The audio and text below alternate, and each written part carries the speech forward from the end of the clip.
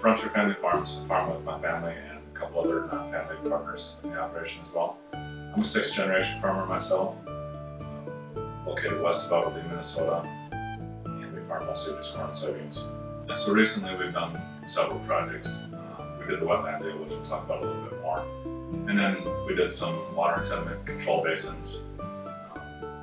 Same property, we've done windbreaks, shelter belts, grass waterways, buffer strips, so we've done a lot of different things. The goal is to reduce soil erosion, protect the environment.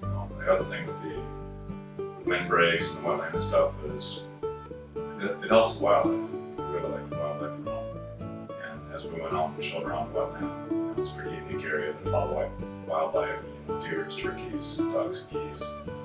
So it's a pretty unique spot in the county to attract wildlife. Yeah, so the wetland was a spot that we had previously, it was a wetland, we had bought credits to mitigate it so that we could farm it. And we ran into problems with the iron oxide in it. And it was kind of getting to be a struggle in order to farm that spot.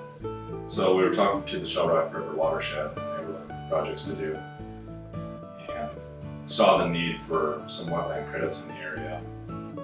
So we hired an engineering firm, came up with a plan, and went ahead with it. It looked like a great spot for it, actually. The wetland itself is 7 acres, and then there's about 7 acres of upland buffer around it for nesting habitat.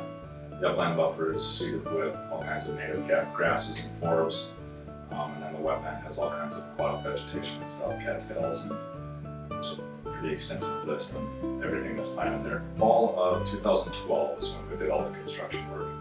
We had to break up some certain amount of tile that the engineers called for, and then also install the inlet pipe to control the water height so that it's always the right level. Yeah, there's always a balance. And you see that a lot now with precision agriculture. You're always trying to get more production out of the best spots because you can do it with fewer inputs. And this is one of the spots that was constantly a struggle. Even with tile in there, we were having problems. It was still dropping out. So the cons of trying to raise that spot were too many. And so you take that spot out of production so that you can focus more time and energy on good spots.